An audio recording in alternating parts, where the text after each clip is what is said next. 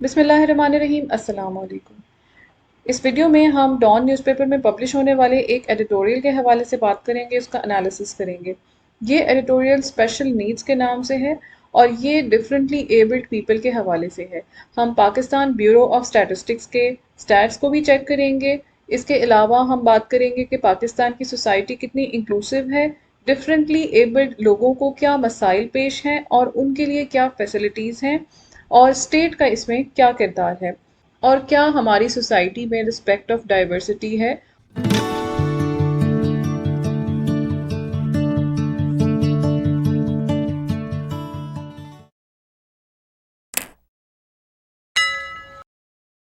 सबसे पहली जो बात है यहाँ पर वो ये है कि सिंध में 3 लाख के करीब ऐसे लोग हैं, ऐसे बच्चे हैं जो कि स्पेशल नीड्स रखते हैं, हु आर डिफरेंटली एबल्ड। मगर उनमें से सिर्फ 3,653 बच्चे ऐसे हैं जो कि रजिस्टर्ड हैं।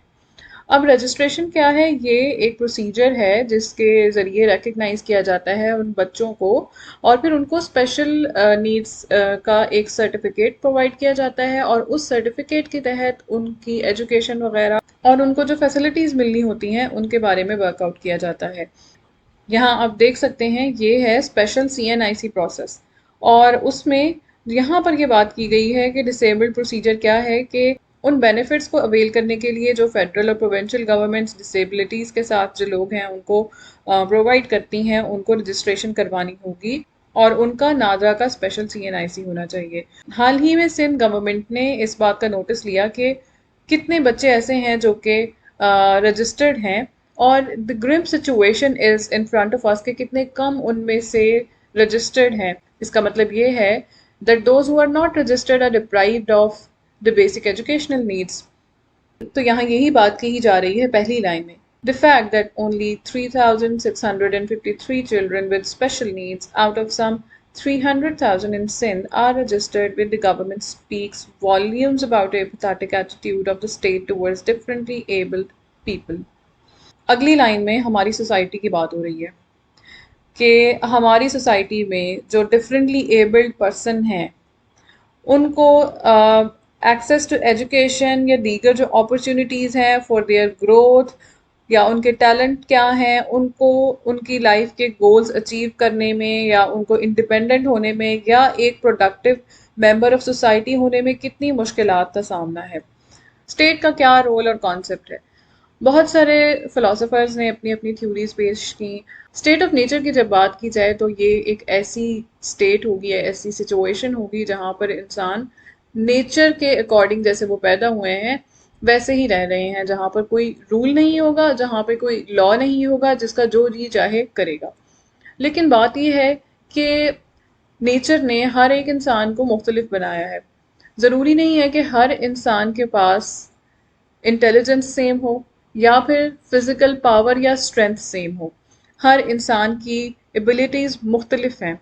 अब अगर एक बच्चा ऐसा पैदा होता है जो कि जिसके लिम्स नहीं हैं, तो उसमें उसका कोई कसूर नहीं है। तो इसका क्या मतलब है कि जिसके पास फिजिकल स्ट्रेंथ ज़्यादा है, जिसके पास पावर ज़्यादा है, वो उसको अब्यूज़ करे, या फिर वो उसका गलत इस्तेमाल करते हुए उस शख्स को जिसके पास फिजिकल स्ट्रेंथ नहीं है या जिसके पास पावर नहीं है उसको नुकसान पहुंचाए। तो ऐसी सिचुएशन के लिए फिर ये ज़रूरी हो गया कि इंसान को स्टेट ऑफ नेचर से बाहर निकलना है। और फिर बात आई सोशल कॉन्ट्रैक्ट की, जैसे कि हॉब्स और लॉक ने बात की है स्टेट ऑफ नेचर की। तो सोशल कॉन्ट्रैक्ट ये है कि सोसाइटी में जो लोग रह रहे होंगे वो एक तरह से एक कॉन्ट्रैक्ट के अंदर रह रहे होंगे। उस कॉन्ट्रैक्ट में क्या होगा कि सब के जो राइट्स हैं वो प्रोटेक्टेड होंगे, और ये एक म्यूचुअल रिलेशनशिप होगा। ऐसे लोग जो कि फिज़िकली स्ट्रांग नहीं हैं, या फिर जिनके पास मेंटल एबिलिटीज़ मुख्तलिफ हैं, या फिर जो डिफरेंटली एबल्ड हैं, उनके हुकूक भी महफूज होंगे, उनको कोई नुकसान नहीं पहुंचा सके। और फिर यहाँ पर कॉन्सेप्ट आता है रियासत का, कि इन सब चीज़ों को सुपरवाइज करने वाली जो अथॉरिटी है, जो पावर है, वो है रियासत, जो कि रूल्स बनाएगी, जो कि लॉज बनाएगी, जो गवर्न करेंगे उस सोसाइटी को, वहाँ के लोगों को। और फिर उस रियासत की जिम्मेदारी होगी ये इंश्योर करना कि कोई किसी का हक तो नहीं गसब कर रहा, या कोई किसी को नुकसान तो नहीं पहुंचा रहा, या फिर अगर कोई ऐसा शख्स है जिसके पास फिजिकल और मेंटल स्ट्रेंथ बाकी लोगों के मुकाबले में कम है, तो उसकी रियासत जिम्मेदारी लेगी उसको इंडिपेंडेंट करना, क्योंकि वो इस कंडीशन में नहीं है कि वो बाकी लोगों की तरह अपने गोल्स अचीव कर सके या बाकी लोगों की तरह सोसाइटी में अपना मुकाम बना सके। उसको बहुत सारी हर्डल्स का सामना है। ऐसी सिचुएशन में रियासत ये जिम्मेदारी लेगी कि वो शख्स अपने फुल पोटेंशियल को अचीव कर सके और एक वैल्यूएबल ह्यूमन रिसोर्स बन सके, अपने आप को इंडिपेंडेंट कर सके, अपने लिए कुछ अर्न कर सके। यहाँ पर रियासत उसको हर तरीके से सपोर्ट करेगी। जैसे यूएसए में और यूके में इस तरह से अगर कोई डिफरेंटली एबल्ड हो, उनकी स्पेशल नीड्स होती हैं, उनके खर्चे होते हैं अलग से, तो स्टेट प्रोवाइड करती है सपोर्ट, स्टेट उनको स्पेशल स्टाइपेंड्स देती है ऐसे बच्चों के पेरेंट्स को। क्योंकि अगर किसी बच्चे की कुछ मुख्तलिफ किस्म की फ़िज़िकल नीड्स हैं तो डेफिनेटली उसके लिए कुछ मखसूस इक्विपमेंट चाहिए होंगे, घर का डिज़ाइन वैसा चाहिए होगा, तो उसके लिए बजट भी ज़्यादा चाहिए होगा। इसी तरह से अगर किसी की लर्निंग डिफ़िकल्टीज़ हैं तो उसमें भी उस बच्चे की नीड्स मुख्तलिफ होंगी। हो सकता है कि वो अपने चीज़ों को प्रॉपर संभाल के ना रख सके, वो स्कूल जाए तो चीज़ें गुम हो जाएं उसकी। उस सूरत हाल में भी उसके जो बजट है उसके लिए ज़्यादा चाहिए होगा, तो स्टेट इसकी रिस्पॉन्सिबिलिटी देती है और ऐसे बच्चों के पेरेंट्स को स्पेशल फैसिलिटीज़ दी जाती हैं और उनको कुछ वजीफ़े दिए जाते हैं ताकि वो बच्चे इस काबिल हो सकें कि वो अपने पैरों पर खड़े हो सकें। एट द सेम टाइम जो एक कम्युनिटी का रोल है वो भी बहुत ज़्यादा अहम होता है। जो किसी फैमिली में अगर इस तरह का कोई बच्चा होगा तो वो उसके पेरेंट्स और सिबलिंग्स, पूरी फैमिली के लिए एक चैलेंज होगा, और उसमें कम्युनिटी की सपोर्ट, सोसाइटी की सपोर्ट होना और इंक्लूसिविटी होना बहुत ज़रूरी है। एक फैमिली जो पहले ही स्ट्रगल कर रही है उसको अगर इर्द गिर्द से सपोर्ट ना मिले, इर्द गिर्द के लोग इनसेंसिटिव बातें करें, तो उनके लिए बहुत मुश्किल हो जाएगा सर्वाइवल, और उस बच्चे के लिए उस चैलेंज से कोप करना बहुत मुश्किल हो जाएगा। जैसे अगर हम पाकिस्तानी सोसाइटी की बात करें तो यहाँ पर रिस्पेक्ट ऑफ डाइवर्सिटी बहुत ही महदूद है। सोसाइटी हम लोग मिलकर बनाते हैं।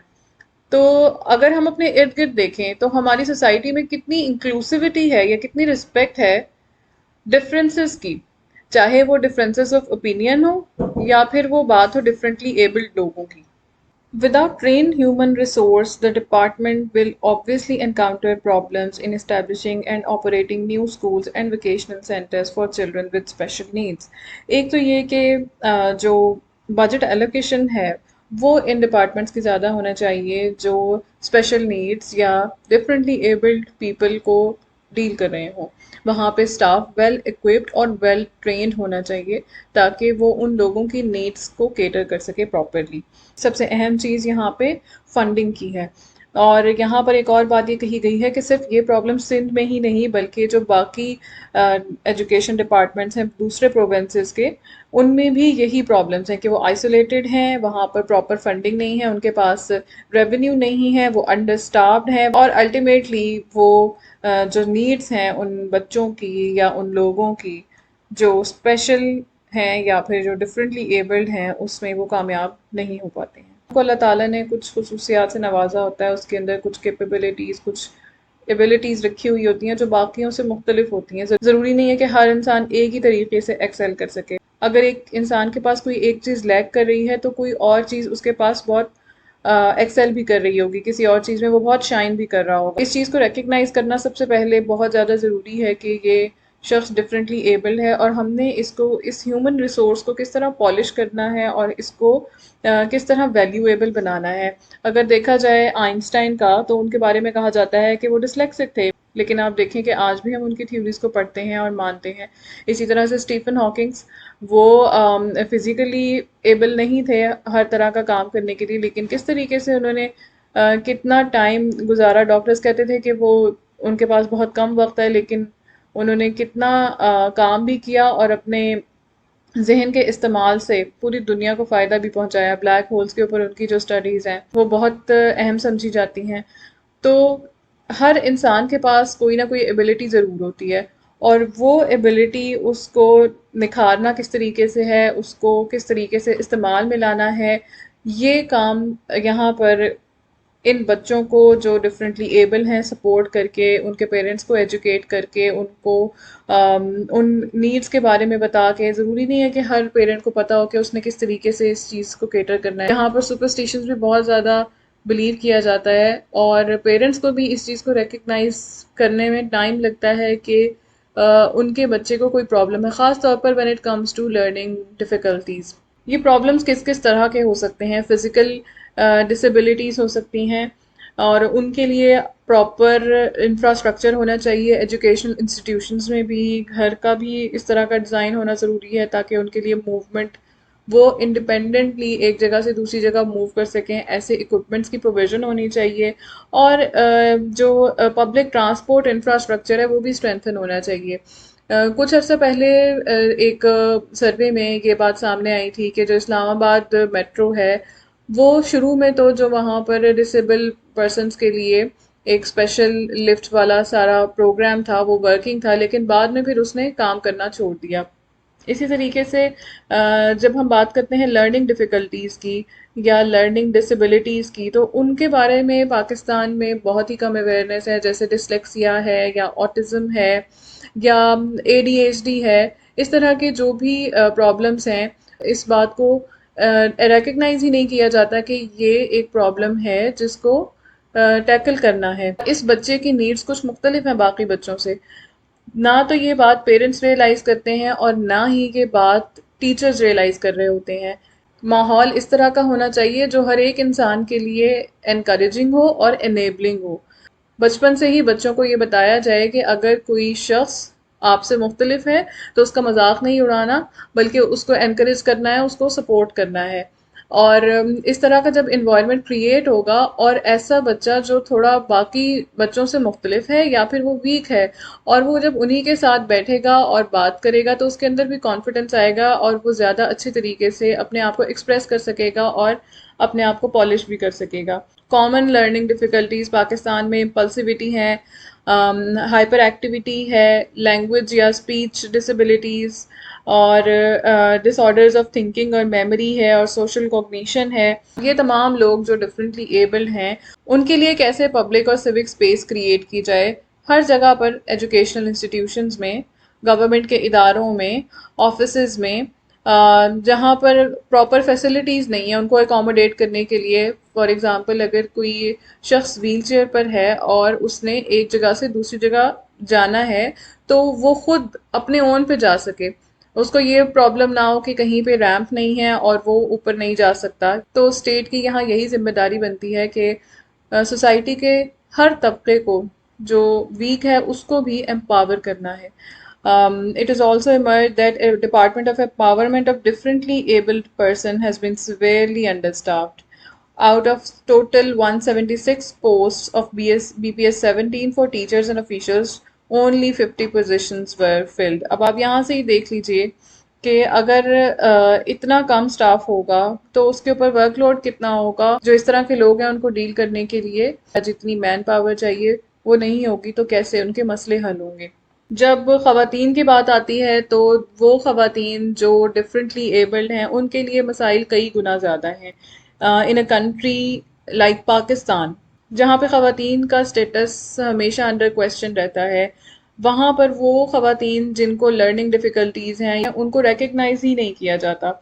And A majority of such girls remain illiterate, they are blank about their future, dependent on their parents and other family members, and finally on the society. And this also happens to the other people who are physically disabled or who are not behaving the same way as the other people in the society. They are dependent on others and they are not earning for themselves.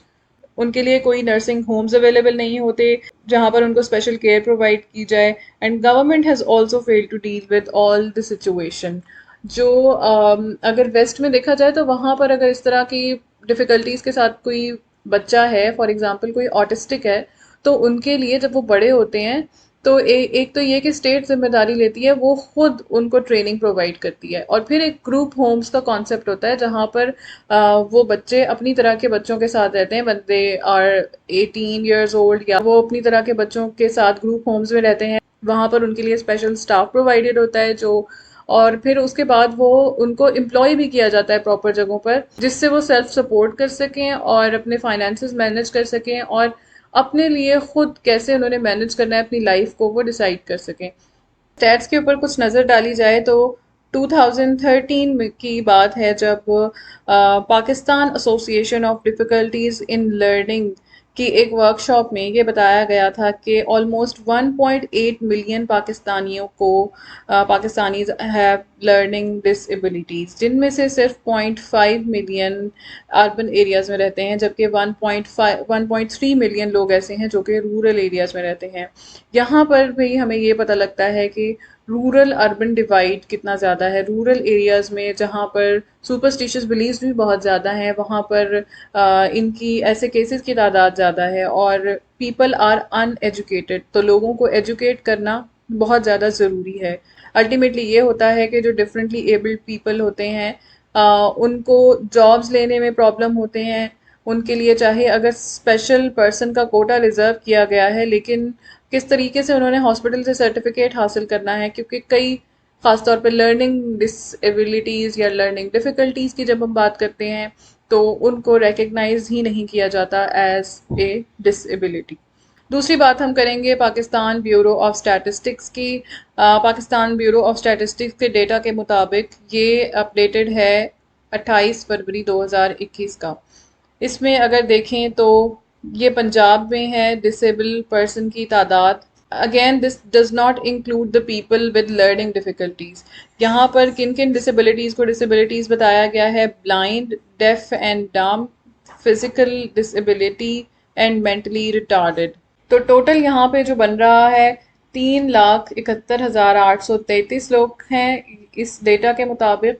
और यहाँ पर जब हम देखते हैं तो physical disabilities के साथ जो लोग हैं 2,95,093 लोग हैं, ये जो फिजिकल डिसेबिलिटीज़ के साथ हैं। दूसरे नंबर पर आती हैं मेंटली रिटार्डेड, और तीसरे नंबर के ऊपर है डेफ एंड डम, और फिर है ब्लाइंड। ये अपडेटेड डेटा है पाकिस्तान ब्यूरो ऑफ स्टेटिस्टिक्स का रिगार्डिंग डिसेबिलिटीज़। 2020 में Punjab became the first province to introduce a special education policy focusing on inclusion and economic development of children with special needs. बाकी provinces के बारे में भी यही सजेशन है कि उसको भी इंटीग्रेट करना चाहिए स्पेशल एजुकेशन प्रोजेक्ट्स को इनटू मेन स्ट्रीम एजुकेशन और हेल्थ इनिशिएटिव्स के साथ, और उन लोगों के ऊपर फोकस करना चाहिए हु आर डिफरेंटली एबल्ड, ताकि वो सेल्फ रिलायंट हो, ताकि एक इंक्लूसिव सोसाइटी हो, ताकि हम डाइवर्सिटी को रिस्पेक्ट करना सीखें, ताकि वो लोग एक अर्निंग हैंड हो अपनी फैमिलीज़ के लिए, वो अल्टीमेटली एक वैल्यूएबल ह्यूमन रिसोर्स बने सोसाइटी के लिए। आपके क्या थॉट्स हैं इस हवाले से, या आप किसी ऐसे शख्स की डिफ़िकल्टीज़ को जानते हैं और आप क्या सजेस्ट करते हैं? कमेंट सेक्शन में ज़रूर बताइए। Thank you for watching.